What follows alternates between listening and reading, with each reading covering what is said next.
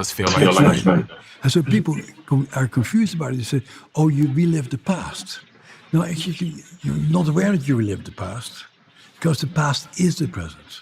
Mm-hmm. So you don't think, oh, this reminds me about the time that my dad used to beat me when I was 4 years old. No, it feels like you are beating me right now. And is there a way for this particular gentleman here who's been through that car crash to ever stop this triggering? Yeah, he's done quite well. He's done quite well. He did EMDR, actually, eye movement desensitization. And what was his results? He's an all right guy. He's functioning. He's fine. He's no longer traumatized person. What's the most radical improvement you've seen in your clinical practice? Oh, really, people really coming to life. People just saying it's over. Give me the best example. The good example is the videotape I showed people yesterday of a woman, again, terrible car accident, freezing, upset, freaked out. And then 3 sessions later, we go talk about it. She says, yeah, this shitty thing happened to me. I was in this car accident and I was jolted forward and my head was swollen. And boy, that was terrible back then. But now I have a granddaughter and I drive my car to my granddaughter and I'm fine. 3 sessions it took? 3 sessions, yeah. And we saw it in psychedelic therapy all the time. What did you do in those 3 sessions? So wiggle your fingers in front of people's eyes. I mean, for me, EMDR was really the gateway drug. Like, I've written 3 books about PTSD. I actually wrote the very first book in which the word PTSD exists in 84 or something. But they didn't know how to treat it. So I'm a world-renowned expert, but I have no idea how to treat it because people keep reliving that trauma and they don't know how to stop that. And somebody starts telling me about EMDR and I don't believe a word of it. And they say, just, you move your fingers in front of people's eyes and you move your eye from side to side as you relive the trauma.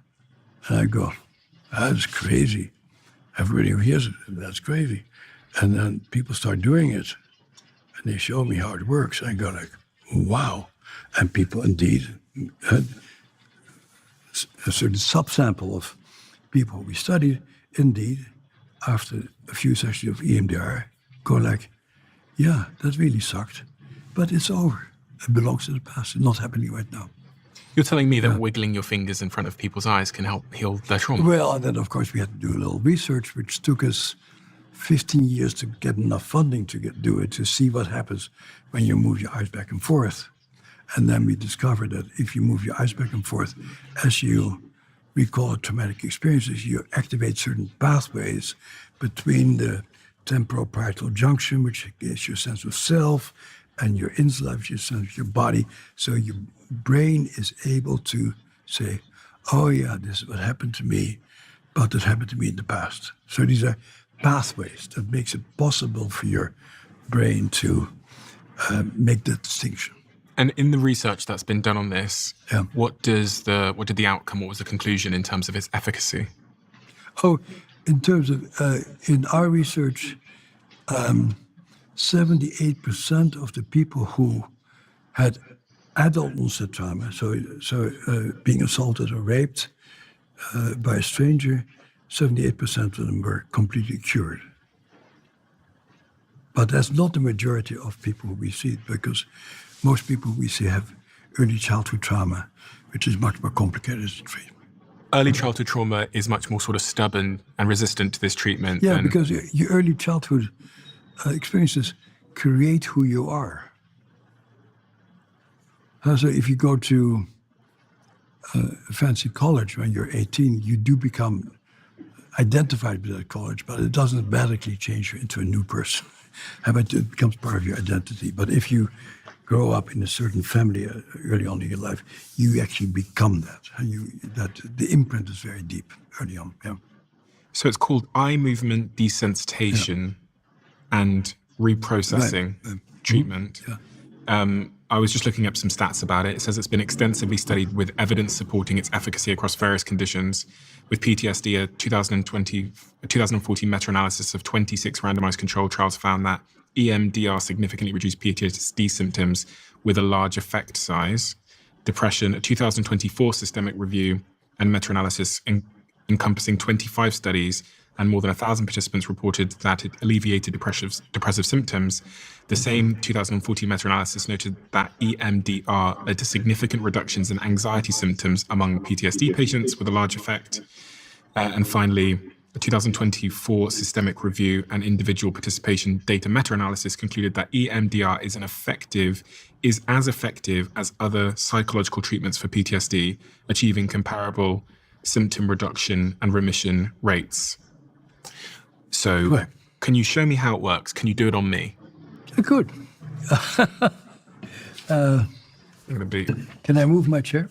Of course you can. You're going to come closer? So, can you bring to mind a really sort of rather unpleasant experience you've had not too long ago? Yeah. And can you bring to mind what you saw at that point? Yeah. Can you remember what the voice sounded like at that point? Or whatever it was. Any sounds come to mind? Yeah. Do you remember what your body felt like back then? Yeah. Okay. Can you remember what you were thinking? Or bring to mind what you were thinking?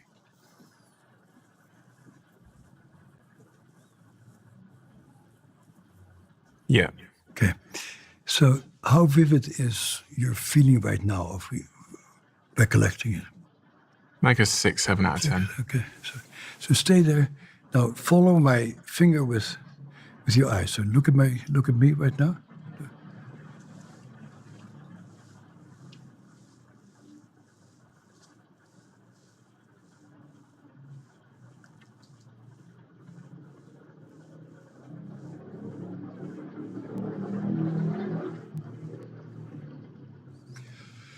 Take a deep breath.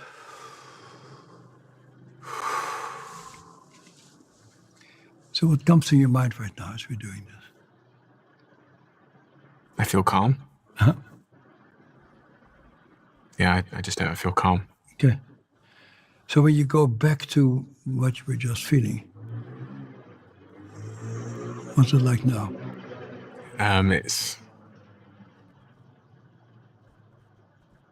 It's hard to recall why I was bothered. It's the best way to describe it. That is the weird stuff, you know. Why is that? Is that just because? Why is that? No, see, that is what's so great about this work. We don't know the linearity, and we don't know where the hell the emotional imprint is gone now, but it is. And you know, of course, if we bring up something much worse than what you had gone to, it takes it much longer, and a lot of other stuff comes up, but. What somehow EMDR seems to do, it creates new associative processes in the brain. So let's say, first time people did EMDR on me, something really very, very nasty had happened to me, and I started off being very upset. And then during the EMDR, I don't know if that happened to you, I had images of sitting at my dining room table as a kid. Mm-hmm. And I had images of playing in a playground in primary school. Something really don't come in mind. And then we stopped it, and indeed, so yeah, that really sucked. Time to go on. An important part of this, you did not tell me what you were going through. No. Because I'm suspicious of language, because language is always an interactive process. And if I would ask you to tell me what happened, you will filter yourself because certain things may be embarrassing or you don't want me to know about it. And so we circumvent this whole verbal process of your making meaning out of it, and we reorganize some core ways in which your brain is perceiving this. So you saw a little bit of this very in minor way. For me, when I first saw this, I was blown away by it and thought, I need to study this. So when they quoted studies, the main study was done by me. NIH funded it. But I was also the last time that somebody could fund it for EMDR.